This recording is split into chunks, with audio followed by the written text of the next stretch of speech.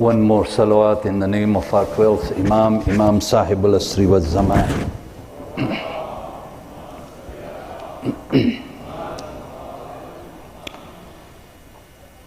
घबराएंगी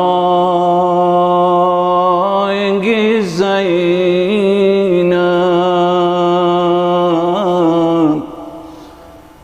याद आएंगी ज़ैनब, भैया तुम्हें घर जाके कहाँ पाएंगे ज़ैनब, घबराएंगे ज़ैनब। कैसा ये बरागर हुआ बर्बाद इलाही, क्या आई तबाही। अब इसको न अब्बास कभी पाएंगे ज़ैनब,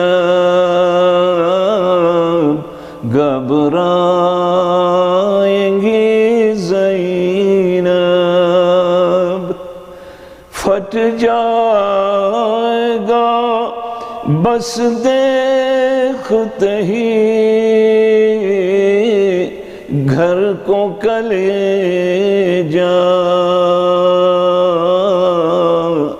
याद आओगे भैया। दिल ढूंढेगा तुमको तो कहाँ पाएंगे ज़ैनब, घबराएंगे ज़ैनब। नन्हा सा मुसाफिर अली असगर भी तो भैया घर में न मिलेगा। किससे दिले बेताब को बहलाएंगे ज़ैनब, घबराएंगे ज़ैनब। बर मोहम्मद व आले मोहम्मद सल्लल्लाहु।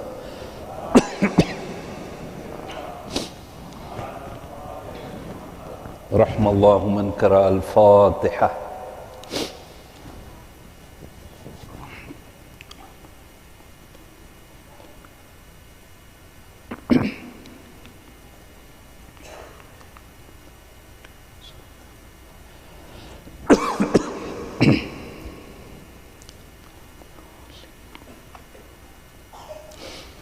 औज़ु बिल्लाहि मिनश शैतानिर रजीम। बिस्मिल्लाहिर रहमानिर रहीम।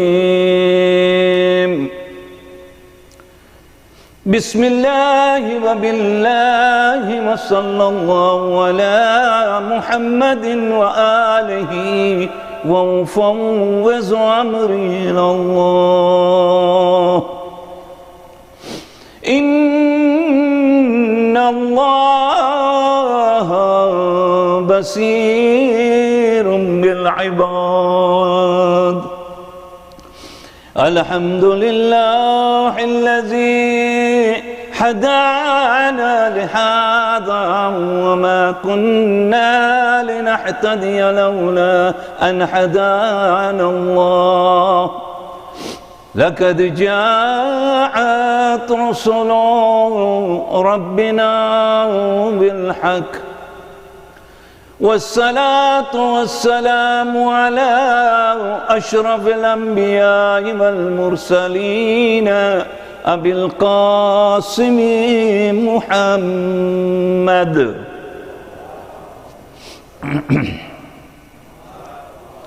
روحي وجسمي وارواح العالمين لك الفداء يا ابن رسول الله ثم السلام عليكم يا أهل الأزاء الحسين جميعا ورحمة الله وبركاته. بسم الله الرحمن الرحيم.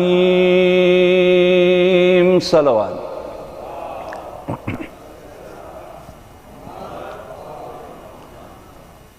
Tonight we are observing the shahadat of Janab Zainab Salamullah alayh.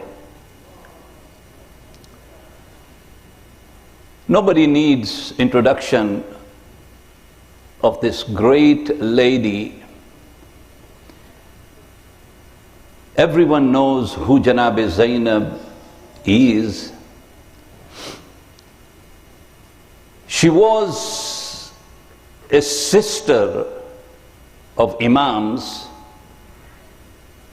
but truly she was the sister of all of Imams. There are those who say that why did Janab Zainab bring her two children to Karbala? But they don't realize that the Imam of that time just happened to be her brother. The important thing that she wanted to convey the message was that she was there to save and help the Imam of his time. When you look at Yazid's grandmother and grandfather, their relative who was known as Utbah bin Rabia, he was from his grandmother's side. This Utbah bin Rabia was actually in the battle of Badr. He was the commander in the battle of Badr on the opposite side, the opposition that was against Mawlai Kainat, Hazrat Ali ibn Abi Talib alayhi salam, and the Holy Prophet. So he was on the opposite side. Now Yazid loved his grandparents. So when this caravan arrived in Sham, when they arrived in Sham, he started to repeat something that was very interesting. He said that we lost in Badr, but we won in Karbala. Badr happened 59 years prior to Karbala. 59 years. But he wanted to give a message. Think of it that the people who were sitting there when this whole issue was done of bringing Janab Zainab and those who are in the caravan in front of these people. Who were these people that were sitting around? There were diplomats from Rome. There were those who were Christians. There were those who were Jews. And there were those who were Muslims. Many of the people who were sitting in that crowd where Yazid was proudly saying that we lost in Badr, but we won in Karbala. While he was saying that, he was saying to this huge delegation that was there, including all the Muslims of Sham. They had no idea. They had absolutely no idea who were those who were in the chains in front of Yazid. Why? Because Yazid's propaganda was that these people are those who had revolted against him. That's all they knew. And remember that the city of Sham, Damascus as we know today, this Sham was completely brainwashed. Completely. They had absolutely no idea of what was transpiring after the Holy Prophet. They had no idea what was going on there. So this Yazid then read a poetry, and this poetry came from a man called Abdullah, the son of Zabara. This man was a poet, but he was a poet of the time of Jahiliyat, during the time of the Prophet. His poetry was rubbish, but he was very well known poet. So he had written a poetry, and what Yazid did, he massaged that poetry in such a way that in this poetry he started to say that I wish my ancestors of the Badr were present in Sham. This is what he was saying to the masses. And then he reads from this poetry a line that said that Hashim was just playing around with mulk, kingdom. What does that mean? It means that he was saying that the Holy Prophet was nothing. Allahu Akbar. He said he was absolutely nothing. All he was, he's saying, was that the Prophet was just the king of his time, of his mulk, of his kingdom. But he's gone, he said. And then he went on to say that not only that, but I don't believe that any revelations ever came to the Holy Prophet. You see, it is very important for us to know this, to realize who was that Yazid. And he says then that I don't believe in any revelation that ever came from Jibreel Amin to the Holy Prophet. He says, that's all nonsense. It didn't exist. When Janab Zainab saw this, and there is a beautiful poetry that says that Karbal ke safar mein agar hamshir na hoti, that in the trip of Karbala, if someone like her was not there, to Sham ke bazar mein takrir na hoti. That in Sham, the speech that Janab Zainab gave would not have been there. Imagine what would have happened to Islam at that point. That is why it is so important for us to understand that the role this lady played was a very important role. This institution that we have, where we have these majalises and then we have niyaz after that, was established by Janab Zainab Salamullah alayh. Formally, it was established by her. And therefore, it is important for us to realize the importance of what she said in that speech in Sham, in front of all these dignitaries. The first thing she says, Alhamdulillahi Rabbil Alameen. And truly that is a lesson. Just this verse that she starts with is a lesson for all of us.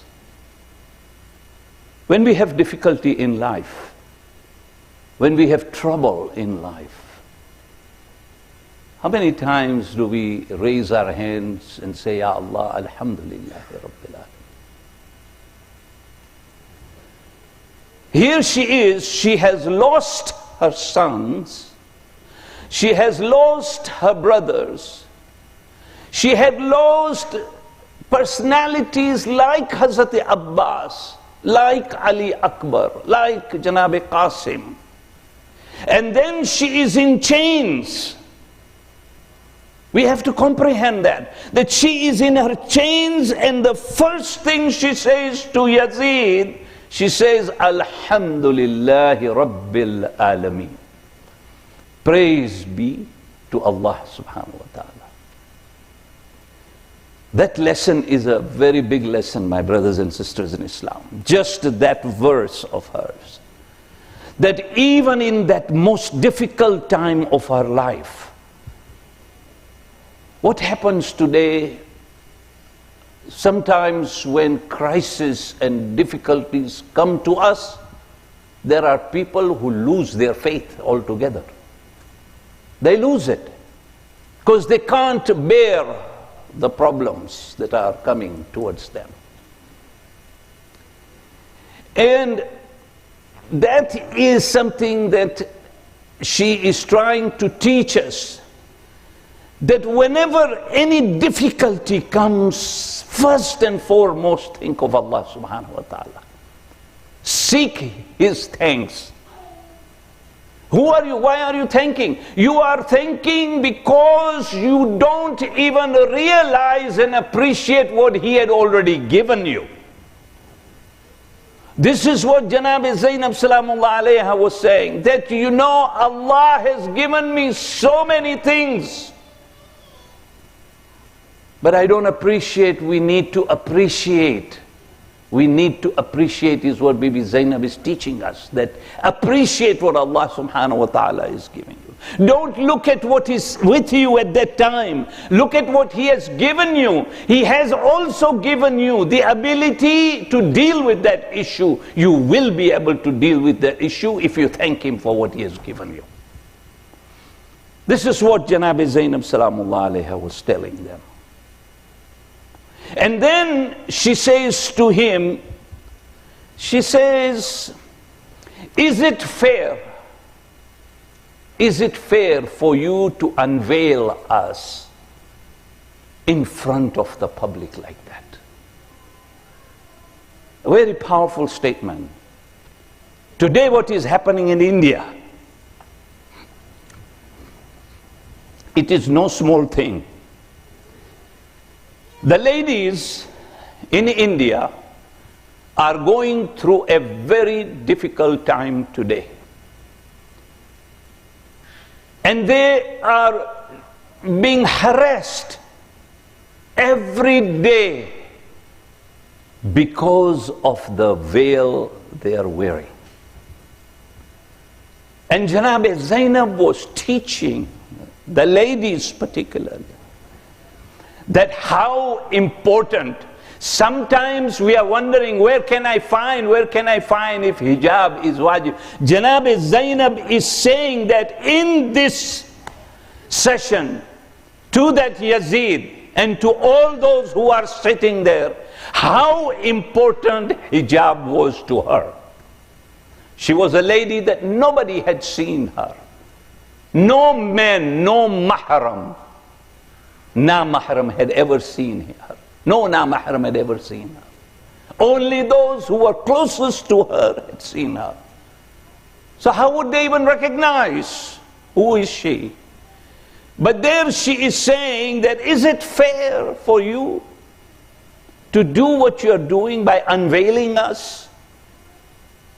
And then she goes on to say that really, what can one expect from that man whose grandmother had eaten the liver of a human being, Hazrat Hamza? He said, what flesh can be in this man? She's pointing to Yazid. You see, she's saying this in front of everybody. Imagine all those diplomats who came there to find out who are these people.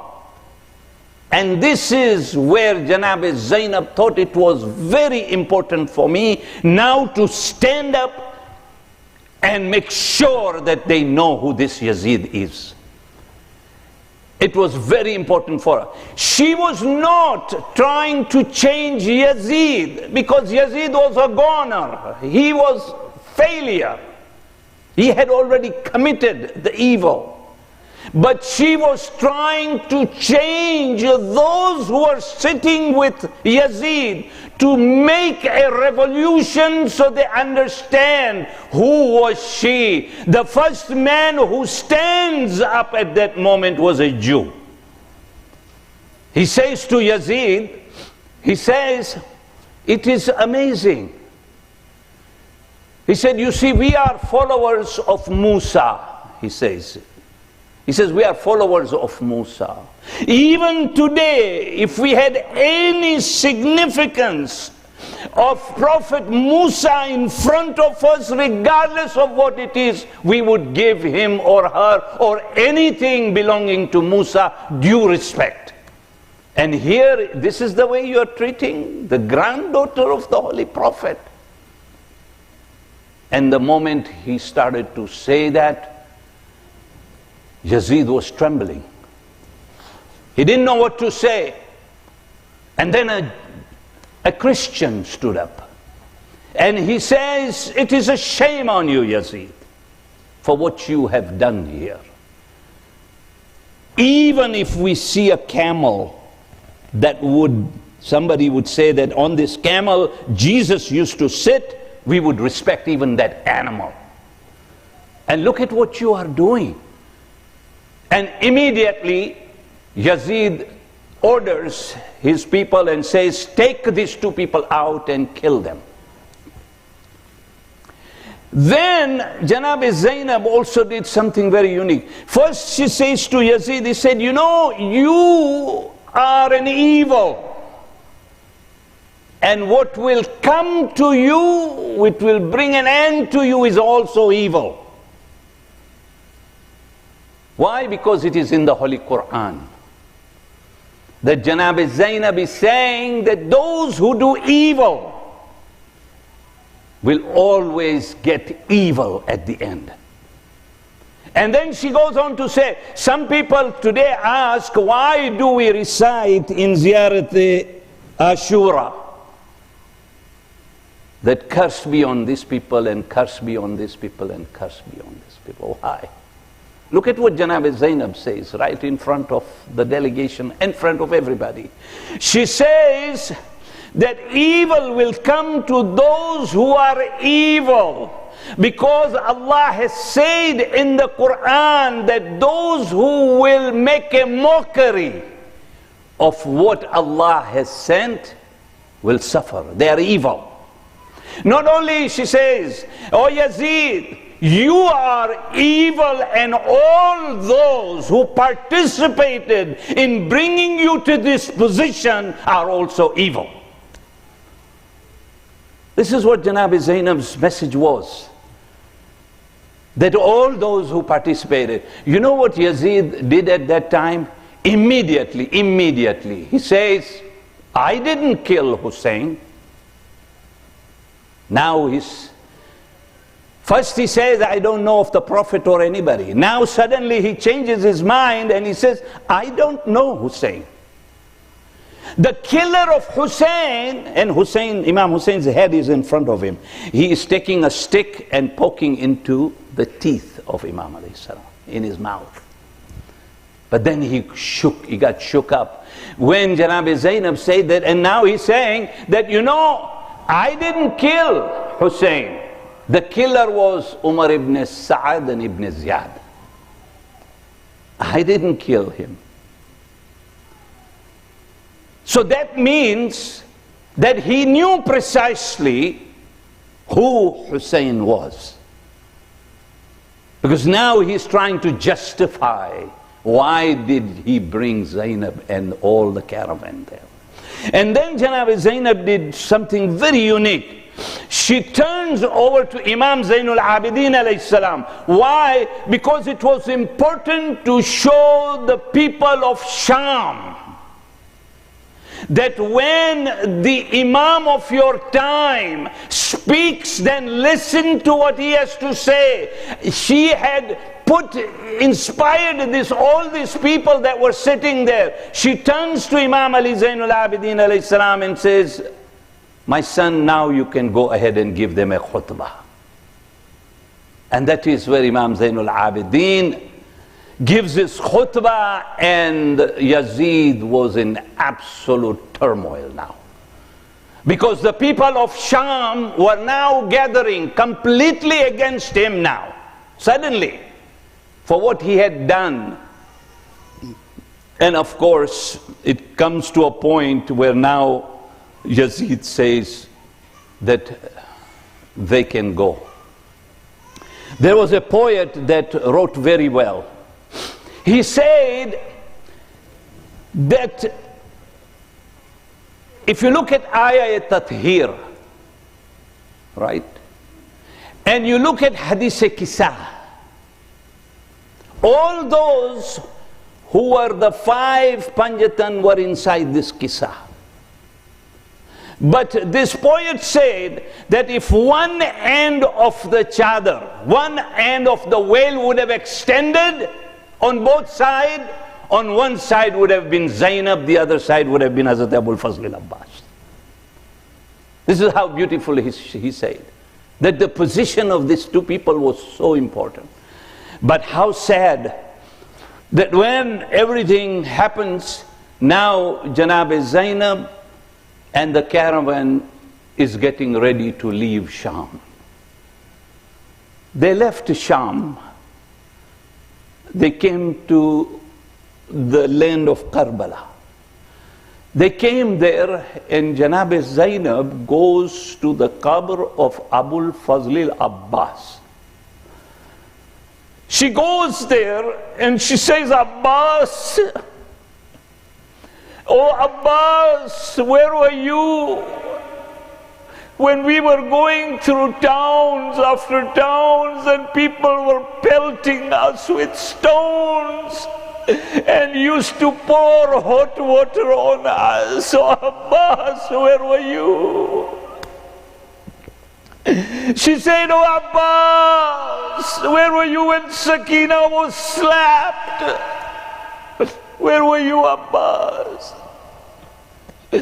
After bidding farewell to Abbas, she turns over to Imam Hussein's grave and she goes there and sits there.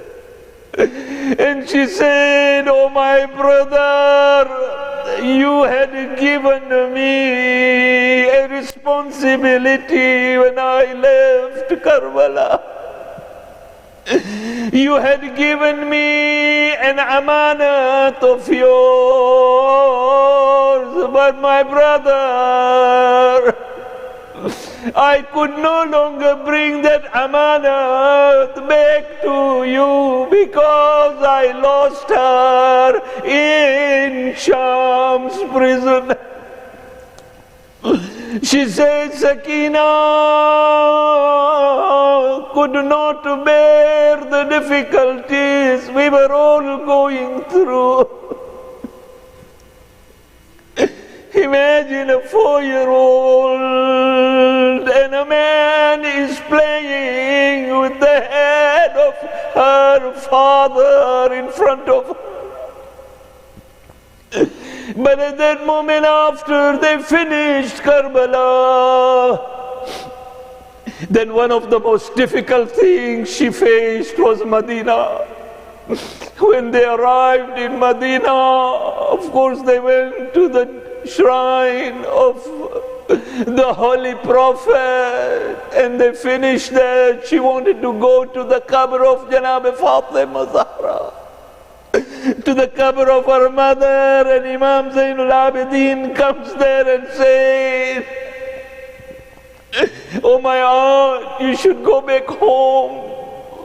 This is not the time to go to the qabr of your mother. I will personally take you one of these days, but you go home."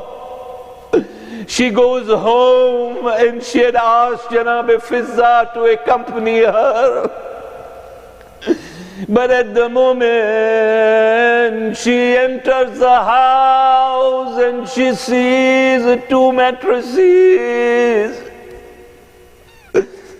You see, Zainab was holding the tears in her heart all throughout, from Karbala to Sham and Kufa and back to Medina. She was holding the tears of honor Muhammad in her heart. But when she arrived and she saw the 2 mattresses, she completely broke down at that moment. And she says to Janab Fizza, "Can you please stand outside the door, inside the door, but make sure nobody comes. I want to grieve for my brothers. I want to grieve for my sons." At that moment, there was a knock at the door. Janab Fizza went near the door and opened the door, and she saw Janab Ummul Banin. At that moment, Janab Fizza goes back to Janab Zainab and said, "What should I do?" He said, "Ummul Banin is at the door." As soon as Janab Zainab had the name of Ummul Banin, she ran towards Ummul Banin and hugged her and said, "Wa Abbas."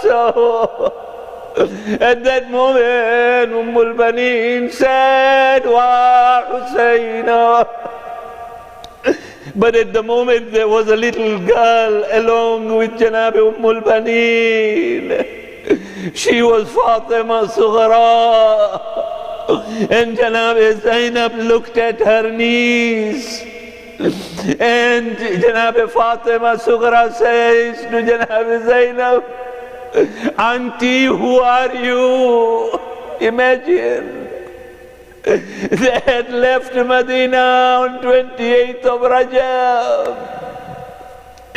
She returns back in the month of Safar. And look at that moment, Janab Zainab said, "Oh, my niece Fatima Sughra, I am Zainab." The moment she said that, Fatima Sughra could not hold herself. ألا لعنة الله على القوم الظالمين سيعلم الذين ظلموا اليوم. إنا لله وإنا إليه راجعون. بسم الله الرحمن الرحيم. اللهم بحق محمد وأنت المحمود، بحق علي وأنت الأعلى، بحق فاطمة وأنت فاطر السماوات والأرض، بحق الحسن وأنت المحسين، بحق الحسين وأنت قديم الإحسان. إلهي توبة قبل الموت، وراحة عند الموت، ومغفرة بعد الموت، والنجاة من النار، ودخولا في الجنة، وعافية من كل بلاء الدنيا وعذاب الآخرة. मातम हुसैन।